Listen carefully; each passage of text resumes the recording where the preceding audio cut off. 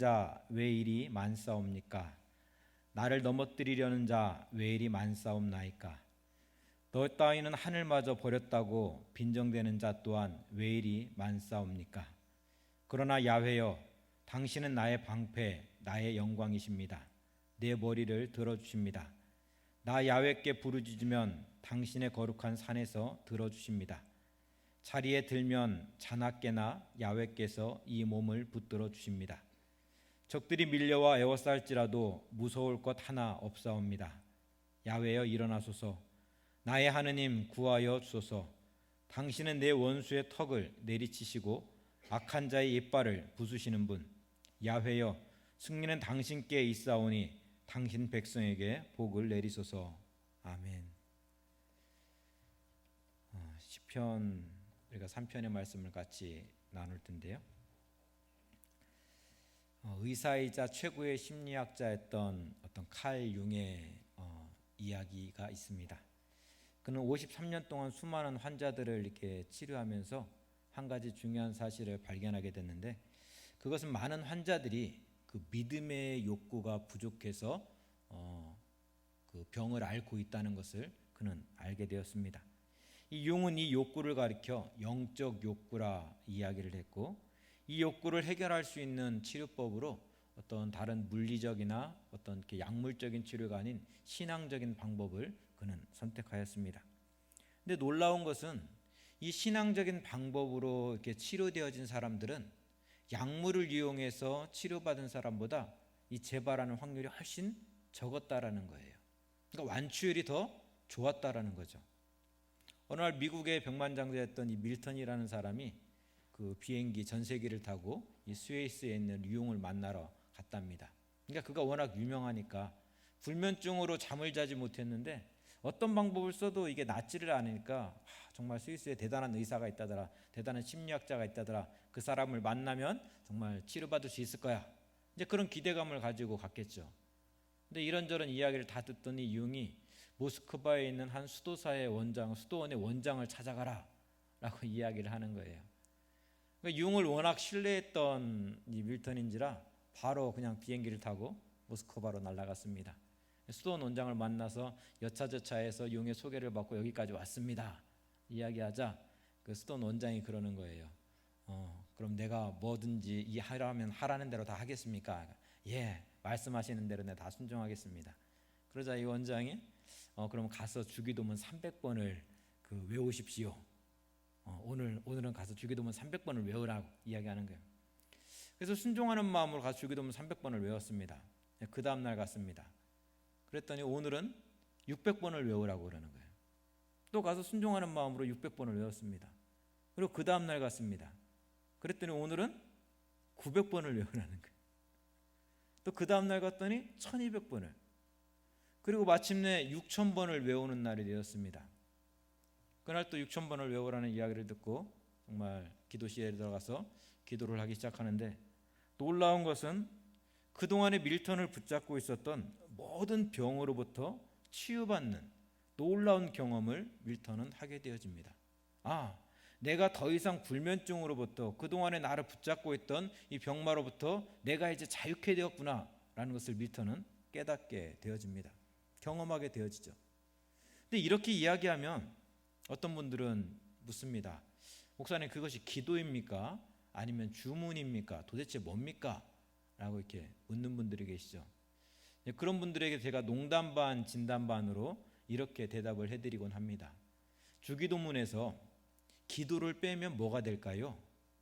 여러분, 주기도문에서 기도를 빼면 뭐가 될까요? 주문이 되죠.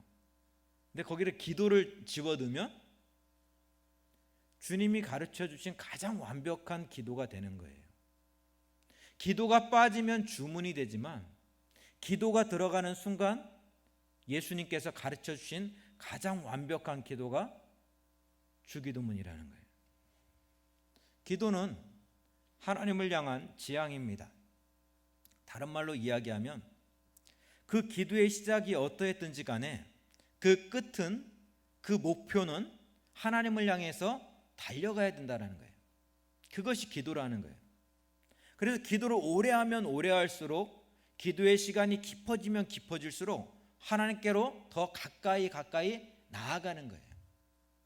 정말 한 10리, 20리에서부터 기도가 시작됐는데 오래 기도할수록, 오랜 시간 기도할수록, 신앙의 연륜이 깊어질수록 이 10리에 있던 이 기도의 자리가 1, 2, 2리, 3리로 점점 가까이 가는 거예요. 그러니까 어떤 일이 벌어져요? 멀리 있을 때는 하나님이 어떤 분인지 잘 몰랐어요. 하나님이 날 사랑한다고 하는데 정말 사랑하는 걸까? 하나님의 능력이 있다고 하는데 정말 능력이 있는 걸까? 몰랐어요. 근데 가까이 가서 보니까 하나님이, 야, 정말 하나님은 사랑이시구나. 하나님은 정말 무소부지하시고 정말 전지전능하신 분이 우리 아버지시구나. 야, 그분이 내 아버지시구나 라는 것을 알게 되는 거예요. 가까이 가면 갈수록 그러니까 담대한 믿음이 생기는 거예요. 흔들리지 않는 믿음이 생기는 거예요. 신앙의 연륜이 깊어지면 깊어질수록 그 믿음의 깊이가 더해지는 거예요. 왜? 기도는 하나님을 향해서 쭉 가까이, 하나님께로 가까이 나아가는 것이 기도이기 때문에 그렇습니다. 하지만 그렇지 않은 기도도 있습니다. 나에게서 시작해서 나에게로 끝나는 기도가 바로 그런 기도입니다. 쉽게 이야기를 해보면 문제를 가지고 나왔습니다. 나에게서부터 시작된 어떤 기도겠죠. 막 여러 가지 문제들을 놓고 기도를 합니다. 근데 기도가 끝나면서도 그 문제를 가지고 그대로 집으로 돌아가는 거예요. 하루, 이틀, 3일, 4일, 한 달, 2달 똑같이 문제를 가지고 나에게서부터 기도가 시작됐는데 이게 하나님께로 나아가야 되는데, 하나님을 향해서 달려가야 되는데 나에게서 시작되어서 나에게로 그냥 돌아오는 거예요. 그러니까 이 기도는 1년이 지나도 2년이 지나도 10년이 지나도 똑같은 거예요. 하나님께로 가까이 나아가야 그분이 어떤 분인지를 알고 그분을 더 가까이 경험해야지만이, 아, 그분이 정말 내 아버지시구나, 그분이 내 하나님이시구나, 놀라운 은혜를 정말 고백하고 간증하고 경험하게 되어지는데, 똑같이 반복하다 보니까 10년이 지나도 20년이 지나도 그 믿음이 똑같다는 거예요. 그 믿음의 깊이가 더해지지 않더라는 거예요. 어제는 신방을 다녀오면서 그 봉고차에서 이런저런 이야기를 하다가 여러분 요즘 유행하는 트로트 가수 영탁이라는 사람을 아시는지 모르겠습니다. 네가 왜 거기서 나와 라는 그 노래를 이렇게 또 하죠. 그 미스터 트롯인가? 거기서 나왔던 가수인데 요즘에 아무튼 뭐 잘 나가는 가수라고 합니다. 근데 이제 그 영탁의 이야기를 하다가 그 이야기의 핵심인 요지인즉슨 영탁의 어머니가 교회를 다녔었대요. 집사님이셨다고 합니다. 그런데 지금은 무당이 됐어요. 그러니까 왜 교회를 다니시던 분이 왜 갑자기 무당이 됐나 했더니 이 영탁이가 어렸을 때 많이 아팠다는 거예요. 그런데 이제 막 누가 그랬겠죠. 뭐 이렇게 하다가 이차저차 하다가 당신이 그 신내림을 받아야 되는데 신내림을 받지 않아서 영탁이가 아프다는 거예요. 그러니까 이 엄마가 어떻게 했어요? 하나님을 믿고 예수님을 믿는다 했는데 신내림을 받고 무당이 됐다라는 거예요. 그 얘기가 이제 얼마 전에 TV를 통해서 이렇게 전해졌던 것 같습니다. 그래서 그런저런 이야기를 좀 이렇게 나누고 했습니다. 근데 여러분, 왜 이런 일이 일어날까요? 또 그런 일도 있죠. 열심히 기도해도 정말 풀리지 않았는데, 해결되지 않았는데 무당이 와서 푸닥거리 한번 하니까 그 집안의 모든 문제가 해결되더라. 정신병이 떠나가더라. 뭐 그런 이야기도 한번 들어보셨죠. 왜 이런 일이 일어나는가? 여러분, 정말 하나님이 정말 무당이 섬기는 그 신보다 못하다라고 생각하십니까? 그래서 이런 일들이 일어날까요? 하나님은 능력이 없고 저기 작두타는 막 어떤 무당 그 신은 능력이 대단해서 하나님께 기도하니까 안 이루어지고 그 무당이 와서 막 하니까 정말 그런 일들이 일어났을까요? 그게 아니라는 거예요. 하나님께 나와서 기도한다고 하는데 이 기도가 하나님께로 나아가야 되는데 나에게서 시작된 기도가 나에게로 끝나버리니까 아무런 능력도 아무런 정말 하나님의 은혜도 경험하지 못하더라는 거예요. 그러고 이야기하죠. 예수 믿어도 별 소용없네. 기도해도 별 소용없네. 뭐 기도해도 아무것도 안 되네. 기도 속에서 하나님이 어떤 분인지를 경험하고 만나야 되는데 그냥 주문을 외우듯이 그렇게 이야기하다 돌아가고 하니까 그 기도의 깊이가 없는 거예요. 제가 처음에 말씀드렸습니다. 주기도문에서 기도를 빼면 주문되어 버린다고. 나의 기도가 주문은 아닌지 우리는 돌아볼 수 있어야 됩니다. 내가 하나님께 열심히 기도는 하고 있는데 이 기도가 정말 중언부언하고 있는 주문은 아닌지, 정말 내가 하나님을 간절히 찾고 기도하고 있는 것인지, 하나님을 만나고자 하는 그 간절함으로 기도하고 있는 것인지, 하나님을 향해서 내가 집중하고 있는 것인지 한 번쯤은 돌아봐야 되는 거예요. 점검해 봐야 되는 거예요. 기도가 끝나고 나서 내 기도가 어땠는지 한번 생각해 봐야 돼. 돌아봐야 되는 거예요. 어떤 분은 그래요. 기도 열심히 하고 막 부르짖었더니 아이고 속이 다 후련하네. 이제 다 나은 것 같아. 심리적으로 맞습니다. 주야 주여 소리치고 하면 이 마음속에 있는 화가 뻥 뚫려가지고 정말 풀어지는 그런 경험을 하게 되어집니다. 근데 기도 가운데 있던 은혜는 아니죠. 노래방에 가서 실컷 비 내리는 호남선을 막 1시간 불러 제끼고 나서 마음이 시원하네. 그거하고 똑같은 경험을 하는 거죠. 오늘 우리가 읽은 시편 3편에는 나에게서 시작해서 하나님께로 나아가는 기도가 무엇인지에 대해서 우리에게 말씀해 주고 있습니다. 이 시편 3편의 표제를 보면 다윗이 그 아들 압살론을 피할 때 지은 시다라고 기록되어 있습니다. 이 말인즉슨 이 시의 배경이 사무엘하 15장에 있는 다윗이 압살론의 반역으로 인해서 도망 다녀야 되는 그 상황을 배경으로 하고 있다는 이야기입니다. 사실 압살론의 반역이 있기 전에 이 압살론의 반역은 다윗의 아들 암논이, 그러니까 그 자기 여동생이죠. 다윗의 또 다른 딸이죠. 그러니까 압살론의 여동생이었던 다마를 강간하면서부터 시작되어지는 거예요. 근데 그러니까 이제 이 오빠 압살론이 화가 났어요. 내 동생을 막 그렇게 나쁜 짓을 했으니까. 그래서 이 압살론이 암논을 죽여버리는 거예요. 어떻게 됐습니까? 지금 자식들 간에 죽이는 그런 말도 안 되는 일이 일어났어요. 여러분이 부모인데 여러분의 지금 자녀가 그러고 있다면 여러분의 마음은 어떨까요? 이미 다윗의 마음은 풍지박산이 나 있는 거예요. 누가 건들지 않아도 이 마음은 이미 찢어질 대로 다 찢어져 있는 거예요. 그런데 상처난 데다 소금을 뿌리듯이 이 압살론이 딴 마음을 품고 반역을 일으킨, 쿠데타를 일으킨 거예요. 그래서 아버지를 죽이겠다고 쫓아오고 있습니다. 아버지의 아내이죠, 후궁들. 그러니까 압살론에게는 어머니인 거예요. 그 10명의 그 후궁들, 압살론에게는 어머니 뻘 되는 사람들을 온 백성이 쳐다보는 그 성 꼭대기에서 장막을 치고 동침을 하는 그런 일들도 일어납니다. 여러분이 이 상황이라면 기도할 수 있을까요? 오늘 우리나라가 전 세계가 코로나로 인해서 많이 힘들다고 하는데 지금 다윗과 같은 상황이라면 여러분 어떻게 기도하시겠습니까? 이 시편 3편을 가만히 쳐다보고 있으면 정말 대단하다는 말밖에는 나오지 않는 것 같아요. 어떻게 이런 상황 속에서 기도할 수 있을까? 어떻게 이런 상황 속에서 정말 하나님을 찾을 수 있을까? 야, 나라면 정말 그럴 수 있을까? 자신이 없더라고요. 그냥 멍하니 그냥 앉아있지 않을까? 정신줄을 놓고 앉아있지 않을까? 근데 이 상황에서 이 말도 안 되는, 일어날 수 없는 이 상황에서 하나님을 찾고 있다는 거예요. 대단한 거죠. 이 상황에서 하나님을 찾았다는 사실 하나만으로도 다윗은 놀라운 거예요. 대단한 거예요. 대단한 믿음이에요.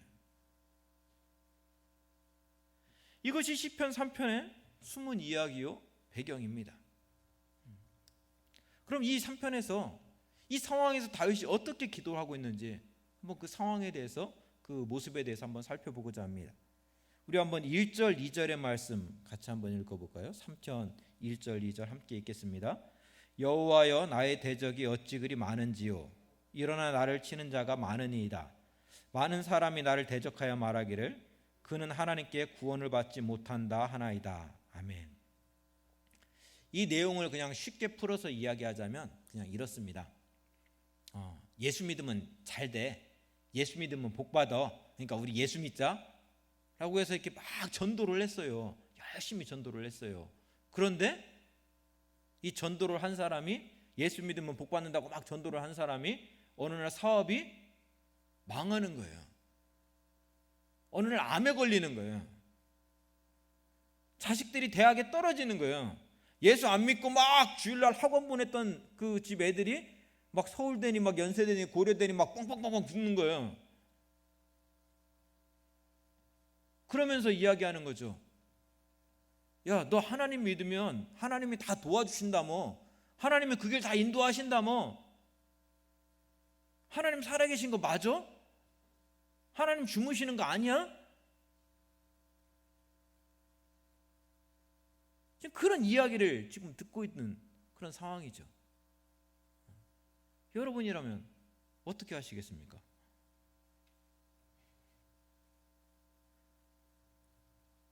사울에 이어서 왕위를 물려받을 때까지만 해도 와, 정말 하나님 살아계시구나 라고 이야기할 수 있었겠죠. 많은 사람들이 그렇게 생각할 수 있었겠죠. 그런데 가정이 풍비박산 났습니다. 아들이 반영을 일으켜 도망치고 있는데 베냐민 사람이 그 사울의 친족이었던 그 시므이가 와서 조롱합니다. 사울을 죽이고 얼마나 잘 되는지 내가 한번 봤는데 거 봐라, 하나님께 버림받은 꼴이. 너 그렇게 잘 될 줄 알았냐? 사울 버리고 사울 죽이고. 너 꼴 좋다, 하나님께 버림받은 꼴이. 그렇게 조롱받고 있는 상황인 거예요. 정말 답답한 상황이죠.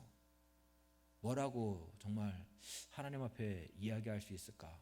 하나님 왜라는 정말 그런 이야기밖에는 할 수 없을 것 같습니다. 그래서 다윗이 이 마음을 하나님께 쏟아놓고 있는 거예요. 하나님, 나를 괴롭히는 자들이, 나를 넘어뜨리려고 하는 자들이 왜 이렇게 많습니까? 내가 그들에게 해코지를 했습니까? 그들에게 무슨 큰 잘못을 했습니까? 그런데 왜 이렇게 나를 정말 잡아먹지 못해서 안다는 사람들이 왜 이렇게 많습니까? 하나님, 폭폭해 죽겠습니다. 너 따위는 하나님마저 버렸다고 빈정대는데 도저히 감당할 수가 없습니다. 하나님 도와주세요. 1절 2절의 기도가 바로 이 기도예요. 여러분은 기도할 때 여러분의 속마음을 얼마나 솔직하게 하나님께 올려드리고 있습니까? 한 번은 진앙교회에서 그랬던 것 같아요. 권사님하고 이런저런 이야기를 하다가 신방을 하면서, 권사님 기도할 때는 솔직하게 이야기할 수 있어야 됩니다. 정말 지금 내 마음에서 올라오는 그 마음 솔직하게 하나님께 이야기할 수 있어야죠. 그랬더니 권사님이 그러시는 거예요. 아니 목사님, 어떻게 교양업계 그렇게 막 그렇게 이야기할 수 있습니까? 그래서 권사님, 지금 권사님 마음에 분노가 가득한데 전지전능하시고 무슨 그 말이 나오세요? 안 나오시죠? 그렇죠. 안 나오시는 대로 하나님께 기도해야죠. 하나님 폭폭해 죽겠습니다라든가, 아니면 저 사람 정말 저 사람 때문에 미치겠습니다라든가. 근데 권사님 나는 그럴 수 없다는 거예요. 여러분 기도하실 때 얼마나 솔직하십니까? 솔직하게 우리의 마음을 하나님께 토로할 수 있어야 됩니다. 시골에서 우물물을 길어보신 분들은 아마 그런 경험을 해보셨을 것 같아요. 깊은 우물을 파고 우물물을 이제 길어낼 때에, 우물을 파고 나서 우물물을 깃다 보면 흙탕물이 계속 나와요. 그런데 어떻게 해요? 끊임없이 그 흙탕물을 파내야 되는 거예요. 계속해서 몇 날이고 며칠이고 흙탕물을 계속 파내야 됩니다. 근데 계속 파내다 보면 어떻게 돼? 저 밑에 바위 틈에서 쫄쫄쫄쫄쫄쫄 생수가 올라오는 것을 경험하게 되어집니다. 그리고 그 생수를 맛보았을 때, 야, 물맛 좋다. 여기 우물 참 좋다, 우리 우물 잘 팠다 라고 이야기하게 되죠. 우리 기도도 그렇다는 거예요. 우물을 파내듯이 우물에서 꾸정물과 온갖 정말 더러운 것들을 다 끄집어내듯이 하나님 앞에서 그렇게 내 속마음을 다 끄집어낼 수 있어야 돼요. 그렇게 끄집어내다 보면은 그 마음속 깊은 곳에 있는 그 하나님이 주시는 그 평안을 우리는 맛보게 되어지는 거예요. 근데 그렇지 않고 난 내가 어떻게 이렇게 끄집어내? 남들이 보기에는 내가 정말 무식하다고 이야기할지 몰라. 아니면 남들이 보기에는 믿음 없다고 이야기할지 몰라. 그 순간에 우리는 우물이 더러운 것이 가득히 있는데 더러운 것 가득히 채워놓고 그 속에서 맑은 물을 마시겠다고 그 물을 뜨는 거하고 똑같은 거예요. 오늘서부터라도 기도할 때 내 속에 있는 솔직한 마음들을 하나님께 다 고백할 수 있기를 원합니다. 한번 해보세요.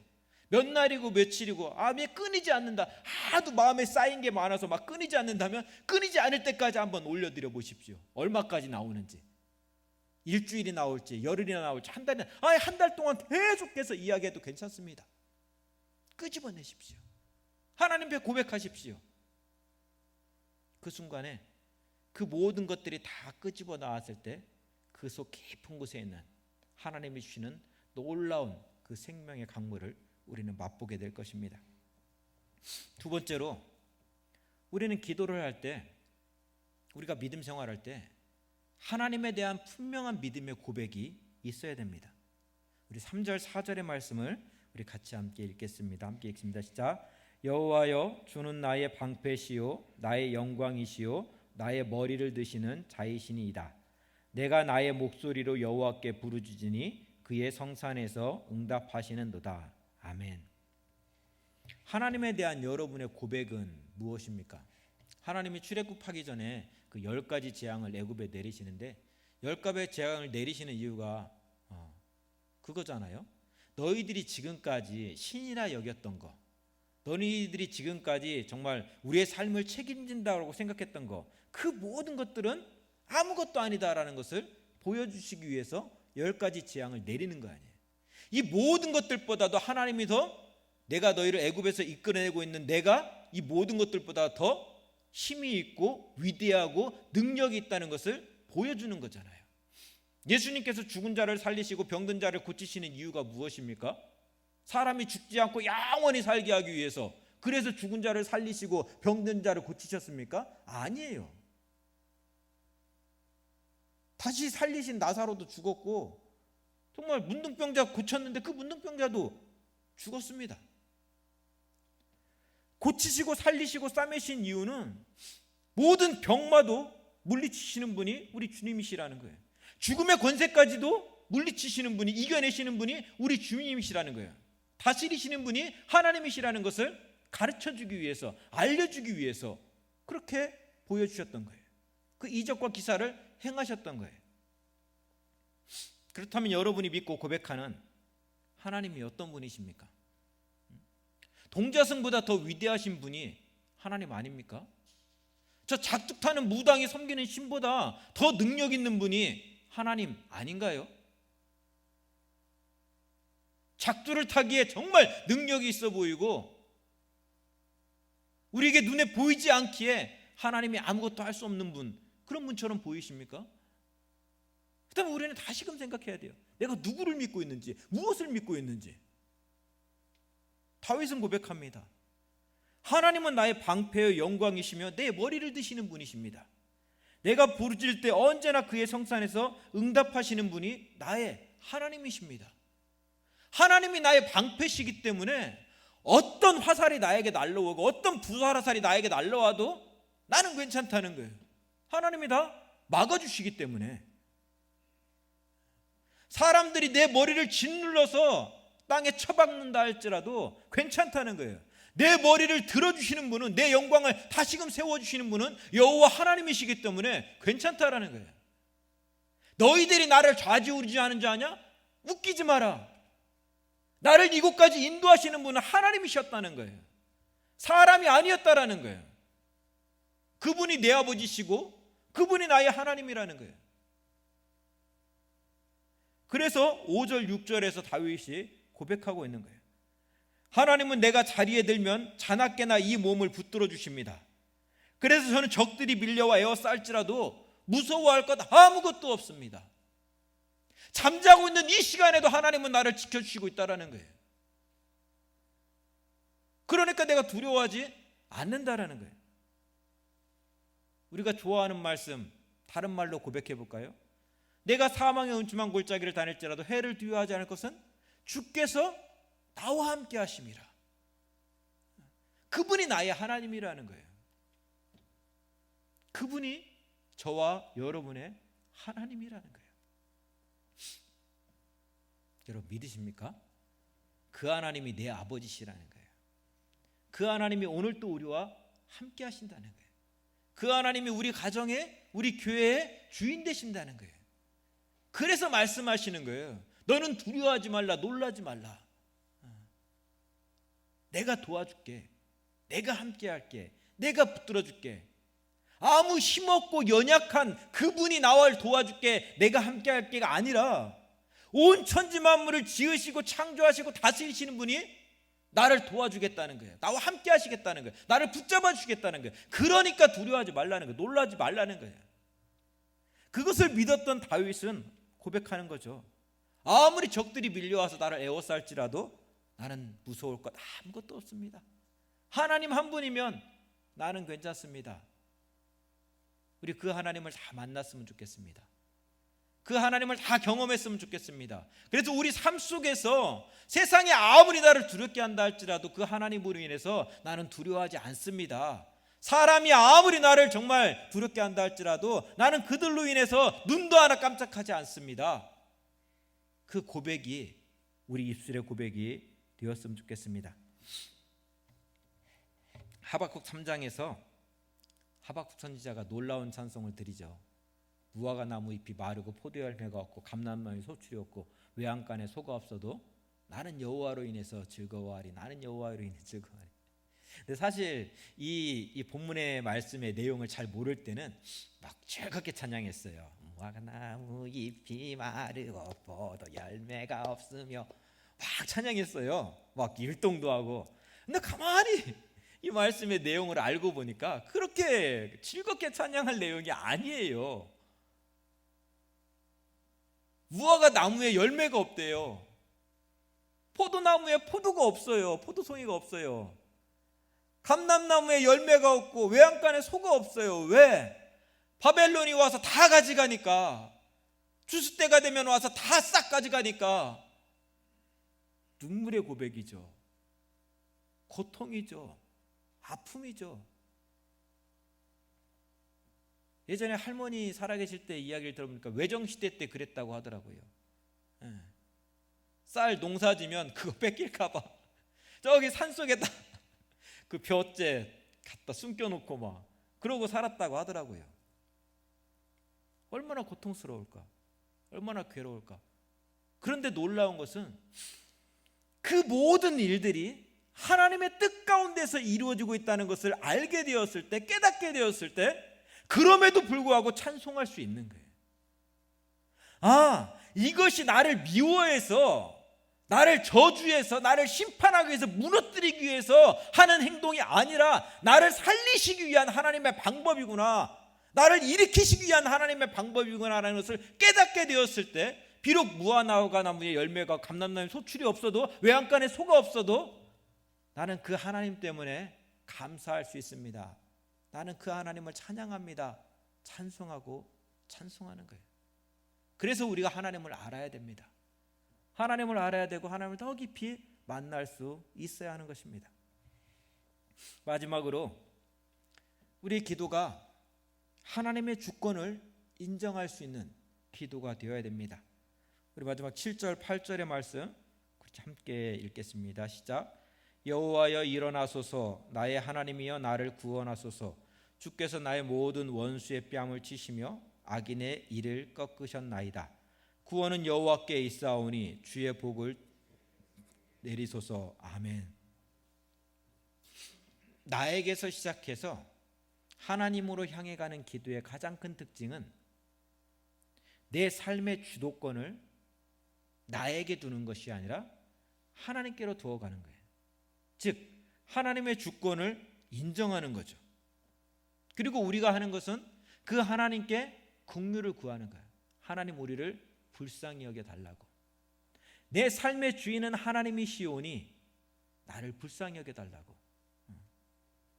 그렇지 않고 무조건 들어줘야 한다고, 정말 떼써야 들어준다는 생각은 갈멜산 꼭대기에서 막 몸을 헤하면서 그 기도했던 그 바알의 선지자들하고 다를 바가 없는 거예요.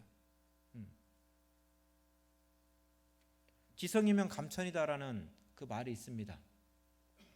맞는 말이지만 믿음 생활에서는 참 조심해야 되는 그런 말입니다. 내가 열심히 기도하면 다 이루어진다. 내가 1000일 기도했더니 하나님께서 응답 주셨다. 이건 맞는 말 같지만 이건 아주 위험한 말이에요. 뭐냐면 기도가 나에게서 시작해서 나에게로 끝나는 거예요. 내가 열심히 했기 때문에 응답받은 거예요. 내가 열심히 기도했기 때문에 뭐가 다 이루어진 거예요. 그거 아니거든요. 하나님이 이루시는 것이지 내가 하는 게 아니거든요. 그러면 내가 원하는 대로 응답받지 못하면 그것이 기도의 응답 아닌가요? 내가 원하는 것들이 이루어지지 않았어요. 그러면 하나님께 버림받은 건가요? 아니라는 거예요. 그렇게 생각하면 안 된다는 거예요. 그럼 내가 원하는 대로 다 이루어져야 되죠. 모든 교회마다 10,000명, 20,000명, 100,000명 되는 교회가 돼야 되겠죠. 개척교회는 하나도 없어야 되겠죠. 모든 자녀들마다 다 서울대를 가야 되겠죠. 하버드를 가야 되겠죠. 지방대를 가는 사람이 나오면 안 되겠죠. 모든 가정마다 통장에 10억, 20억씩은 넣고 살아야 되겠죠. 근데 그렇지 않다라는 거예요. 내가 믿는 하나님이 나를 살리기 위해서 하나님의 모든 권세를 또 목숨까지도 내어놓으신 분이라면, 그분이 내 삶을 이끌고 있다면, 그분이 내 삶의 주인이라면 가장 선한 길로 내 삶을 인도해 가실 것을 믿는 것, 그것이 하나님의 주권을 인정하는 거예요. 설령 내가 보기에는 험산줄령이에요. 그런데 그분이 어떤 분이에요? 나를 위해서 목숨을 내어놓은 분이에요. 하나밖에 없는 아들을 십자가에 내어놓은 분이에요. 그분이 지금 내 삶을 이끌어가고 있는 거예요. 원수가 내 삶을 이끌어가는 것이 아니라 나를 위해서 목숨을 내어놓은 분이 내 삶을 이끌어가는 거예요. 그렇다면 그분이 내 삶을 아무렇게나 이끌어가겠는가? 여기 있는 분들 다 부모님들인데 자식을 위해서 정말 아무 길로나 데리고 갈 수 있겠습니까? 죽음의 길로 막 데려가면서 이 길이 살 길이야, 이 길이 영광의 길이야 이야기할 사람이 있을까요? 아무도 없죠. 하나님이 그런 하나님일진데 내 삶을 막 인도해 가겠습니까? 죽음의 길로, 사망의 길로 막 인도해 가서 거기서 죽어라, 거기서 넘어져라, 거기서 무너져라 이야기하실 분인가요? 아니라는 거예요. 아니라는 거예요. 그래서 내 삶의 주권을 하나님께 맡겨드릴 수 있는 거예요. 하나님이면 됩니다. 하나님이 내 삶을 이끌어 가시면 됩니다라고 고백할 수 있는 거예요. 왜? 하나님이 선하신 분임을, 하나님이 나를 위해서 모든 것까지 다 내어놓으신 분임을 우리는 알기 때문에 그렇습니다. 하지만 우리는 연약하기 때문에 하나님께 마지막으로 이렇게 기도합니다. 주의 뜻대로 하시옵되, 주의 뜻대로 내 삶을 이끌어 가시옵되 주의 백성에게 복을 내려 주십시오. 다른 말로 이야기하면 하나님께서 인도하시는 길을 흔들리지 않고 걸어갈 수 있는 그 믿음을 좀 주십시오. 하나님, 고난의 때가 하나님이 원하시는 것이라면, 하나님의 뜻 가운데 이루어지는 것이라면 받아들이겠습니다. 인정하겠습니다. 대신에 그 기간을 조금만 짧게 해주십시오. 코로나19가 정말 하나님이 원하시는 거였다면 인정하겠습니다. 받아들이겠습니다. 대신에 이 시간을 조금만 단축시켜 주십시오. 감당하기에는 너무나 벅차니까 하나님 조금만 피해갈 수 있는 길을 열어주십시오. 살 수 있는 정말 틈을 좀 열어주십시오. 그것이 하나님께 긍휼을 구하는 기도예요. 다윗이 마지막으로 구하는 게 그거잖아요. 하나님의 주권을 인정합니다. 모든 걸 다 인정합니다. 그러나 조금만 불쌍히 여겨 주십시오. 조금만 숨통을 좀 트여 주십시오. 제가 연약하기 때문에, 제 믿음이 연약하기 때문에, 제 육신의 한계가 있기 때문에 하나님 조금만 불쌍히 여겨 주십시오 라고 기도할 수 있는 것, 그것이 믿는 자의 기도라는 거예요. 믿음의 기도라는 거예요. 말씀을 한번 정리해 보겠습니다. 살아가면서 본문 속 다윗과 같이 말 못할 고통과 어려움을 경험할 때가 분명히 있습니다. 아니, 오늘 지금 이 시간이, 지금 이 시대가 이 시간을 우리가 경험하고 있는 지금의 시간일지도 모르겠습니다. 그때 우리는 그런 내 마음을 다 들어주시는 하나님 아버지, 그분이 나의 아버지시라는 것을 우리는 기억하면서 그 하나님께 나아와서 내 모든 것들을 토해낼 수 있어야 됩니다. 기도할 수 있어야 됩니다. 내가 드리는 이 기도는 허공에 외치는 하소연이 아니라는 거예요. 나를 위해서 목숨까지도 내어놓으셨던 그분이 지금 다 듣고 있다라는 거예요. 사람에게 가서 막 이야기하면 돌아오는 발걸음이 네 마음에 허탈함밖에는 없어요. 허탈함. 아이고 왜 그랬을까? 그때 아이고 내가 그 말까지 안 하는 건데. 사람에게 이야기할 것이 아니라 하나님께로 나와서 내 이야기를 다 듣고 있는 그분께 다 이야기할 수 있어야 된다라는 거예요. 나를 너무나 사랑하셔서 나를 살리기 위해서, 나를 위해서 십자가에 죽으신 그 주님이 내 기도를 듣고 있기 때문에 그렇습니다. 그리고 마지막으로 내 삶의 운전대를 연약한 내가 막 붙잡고 내가 끌고 가야지, 내가 끌어가야지, 그렇게 사시지 마시고 하나님께서 내 삶의 운전대를 붙잡아 주시고 내 삶을 인도해 달라고 그렇게 기도할 수 있기를 원합니다. 1950년도 크리스마스 이브에 헝가리 부다페스트 거리에서 늙은 거린이 바이올린을 켜고 구걸을 하고 있었다고 합니다. 그 오랜 시간 바이올린을 켰지만 그 노인의 모자에는 동전 몇 개만 이렇게 있었을 뿐입니다. 근데 지나가던 한 중년의 한 신사가 그 노인이 그 바이올린을 잠깐 빌려주십시오. 그러더니 바이올린을 켜기 시작하는 거예요. 사람들이 막 그 선율에 맞춰서 막 몰려들기 시작합니다. 그리고 막 어느새 그 모자에는 그 돈이 가득 쌓여지게 되었습니다. 그리고 이제 이 중년의 신사가 바이올린을 넘겨주고 떠나가게 됐는데, 그 중년 신사가 바로 바이올린의 거장 파가니니였다고 합니다. 내 인생이, 내 삶이 바이올린이라면 내가 그 바이올린을 켜려고 몸부림치는 것이 아니라 나보다 더 나를 잘 아시고 나보다 더 나를 더 사랑하시고 가장 선한 길로, 가장 평안한 길로 인도해 가시는 하나님께 내 삶의 운전대를 맡겨드리고 내 삶을 인도해 가시기를 기도할 수 있는 우리 저와 여러분이 되었으면 좋겠습니다. 우리 같이 기도하겠습니다. 우리 함께 기도할 때 우리 세 가지 기도 제목 놓고, 우리 네 가지 기도 제목 놓고 같이 기도하겠습니다. 먼저는 정말 우리가 환난 중에 더욱 힘써서 주님께 기도하는 삶을 살아갈 수 있는, 주님을 붙잡을 수 있는 삶을 살아갈 수 있는 우리들이 되게 달라고, 우리 자신들이 되게 달라고 기도하기 원합니다. 또 두 번째로 코로나의 빠른 종식을 위해서 더 이상 확진자가 생기지 않도록, 더 이상 이 코로나의 두려움으로 인해서 정말 경기가, 정말 세계가 좀 흔들리지 않게 달라고, 또 주님 예배를 사모하는 마음이 식어지지 않는 우리 대항해 공동체가 되게 달라고, 육신의 질병을 앓고 있는 환우들을 위해서, 또 나라가 좀 어수선합니다. 남과 북이 어수선한 가운데 있습니다.